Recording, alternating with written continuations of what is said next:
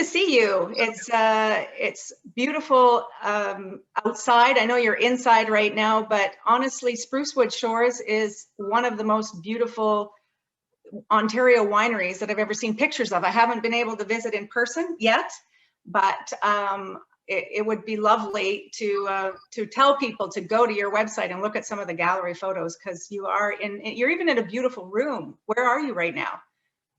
This is our bride's room that I'm sitting in right now. It's a nice, one of the quiet places in the winery, and we're known for hosting a lot of weddings at our facility, and so we've got this room dedicated to the wedding couple whenever they need a place to, take a few minutes. This is it. This is the one for them. That's a great idea. Yeah, it really works out. I appreciate you saying the nice things about Sprucewood. We're a family-run winery down here in the Lake Erie North Shore region, probably far away from a lot of your customers. As Ottawa to Windsor, as I've driven a couple times, it's a good hike. It's a bit of a drive, yeah. Yeah, but I have done it, and there's a lot of nice things to see along the way. And at the end of the day, it's another one of Ontario's great wine regions. It's certainly been around for a long time, and our winery here is actually Ontario's only beachfront winery. So if you were to, want to sit on the beach and drink a glass of wine at a winery, this would be the place.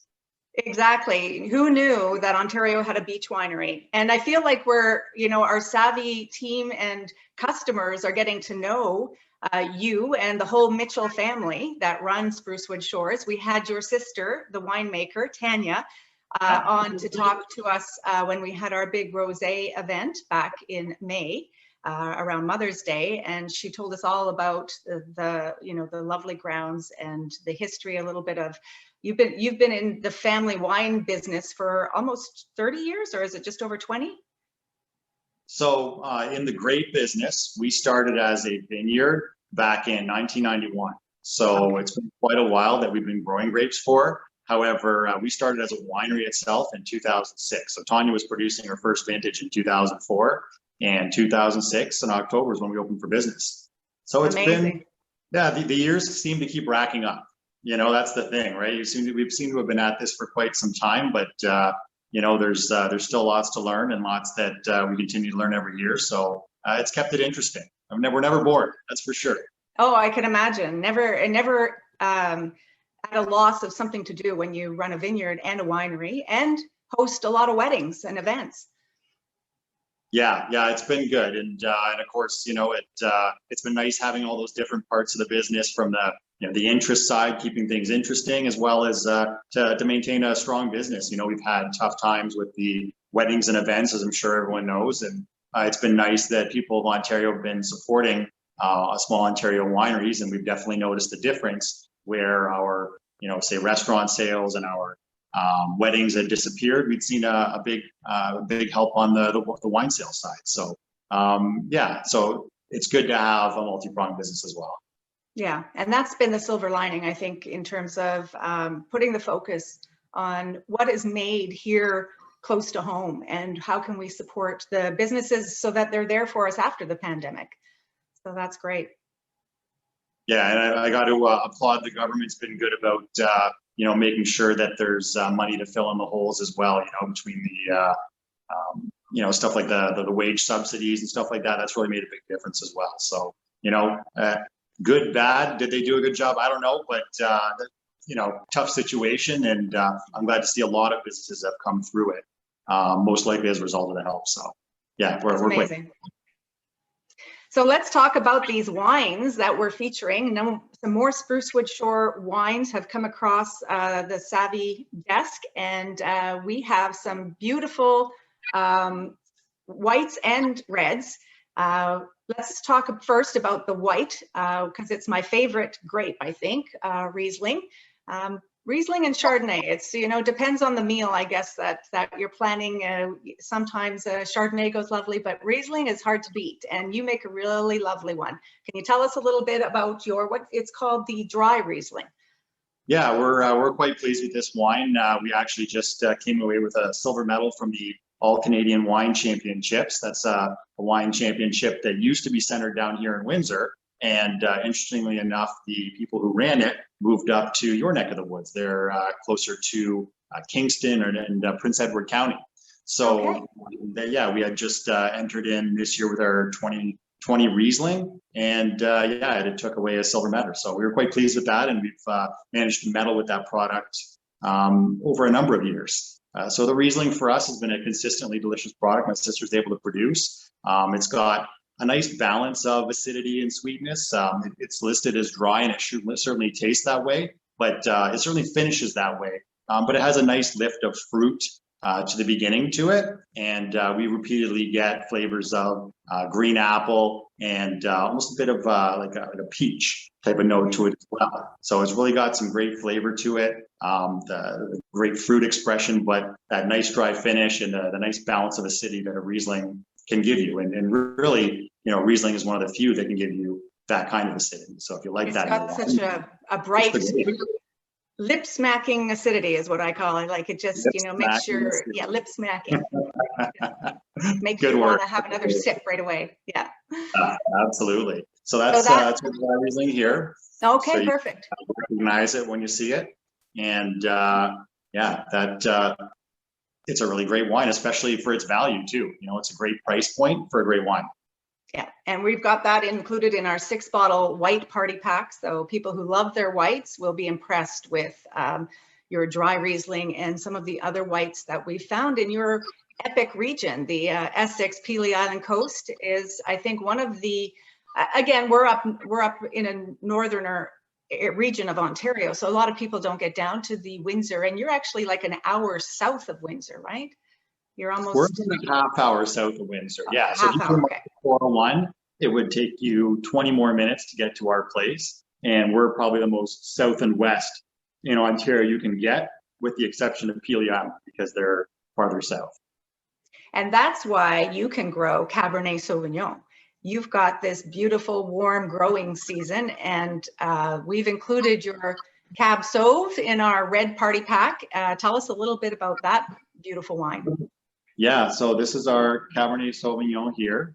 That's 2017 vintage. And the Cabernet Sauvignon always carries, again, we've got nice consistency with that product. We've had a string of nice dry summers. And so what that typically gives us is the, you know, the time in the sun to ripen out Cabernet Sauvignon. Full disclosure, we do use some Niagara Cabernet Sauvignon in there because it has been such a good seller for us. And all the wineries in the region, you know, we're continually, you know, using up all of our grapes because the sales have been good. But at the end of the day, the product that we produce has a nice blackberry currant type of flavor to it as far as the fruit, but it's nicely balanced with a touch of oak. We are generally not interested in using a lot of oak on any of our reds. It's not the flavor profile we go through or go for. But you'll find it's really nice and expressive on the fruit, while at the same time having these nice dark tones that would be more reminiscent of barrel, but not wood. You know, they give it a little bit of that, you know, mature taste to them. It's got a nice, mature, balanced taste to its fruit. Not too young, not too sweet. It's a dry red wine, and yeah, it really is a good steak wine, a good dinner wine, and I like to just drink it from the bottle with a glass. Just right from the glass, yeah, just on the back deck in the summer, yeah. Watch the sunset with that one. And what year, what vintage is this bottle from? That's 2017. 2017.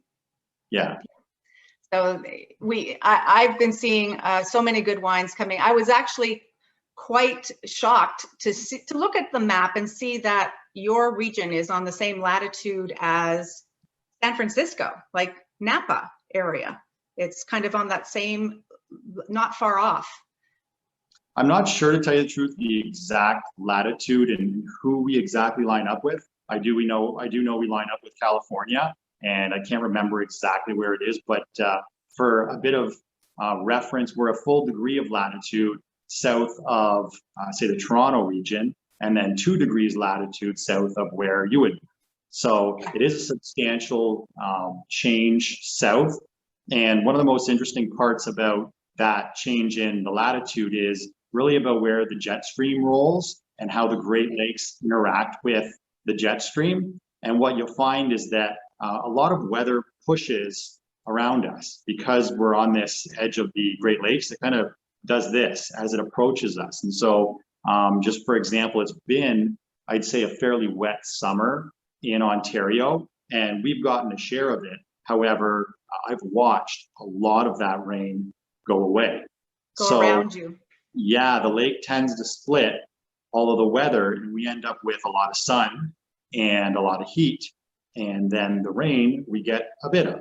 So, that tends to work out well for us, especially anyone that's got drip irrigation, because we'll have those dry summers on many of the years, and that can benefit you if you're positioned well for it, because you'll get all that sun, you won't get the rain cloud cover, and it works out quite well that way. So it's a unique land formation that benefits in addition to our couple of degrees of latitude south, which gives us the sun.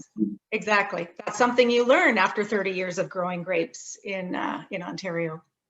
Yeah, and it's always changing too. It's funny because year over year, you consistently get things that change, and over those 30 years, you're right, things have changed as well. And I think we're in a nice spot right now. I like where we're at.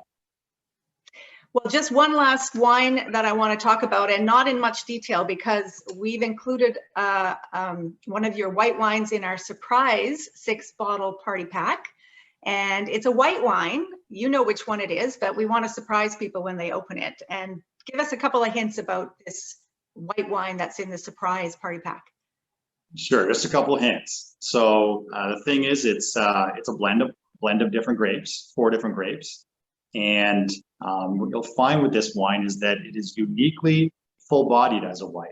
It's not barrel-aged. However, it has a really nice body to it. When I taste it, the weight in your mouth is excellent, and it really gives a nice impression. It's very different from, the classic white wine you think of. It's got a touch of sweetness. It's off dry, but it's surprising how dry it actually finishes yet. So it's an interesting wine. I really enjoy it, and I hope you guys feel the same. And I understand this one was available back before the pandemic. It was the wine that you often just gave to restaurants to sell. They really liked this wine. So haven't been a lot of restaurant sales lately. So we're able to include it in our surprise party pack. Yeah, you are lucky. It was reserved for the restaurants only, but now you guys can enjoy it too. That's great. Possibly for a limited time only. The restaurant sales have been back. So if you enjoy it, awesome. It's available forever. I would encourage everybody to take a look at the Lakeshore Winery, the Sprucewood Shore, not the Lakeshore, the Sprucewood Shores website, which has some beautiful pictures and a little bit more about all the wines. And then you have all the online sales that you can do through the website too, if you can't make it down to actually visit this year. But it's definitely on our list to get down to the Epic region very soon. I hope so. I hope you come on down here. You can have a drink at our new beach hut. We have a beach hut right on, just like right at the edge of the beach. And you can enjoy your glass of wine down there, take some right onto the beach. We have picnic baskets and benches down there. You can sit and enjoy it. And it is certainly beautiful to sit on the beach. Sounds like a holiday destination for sure.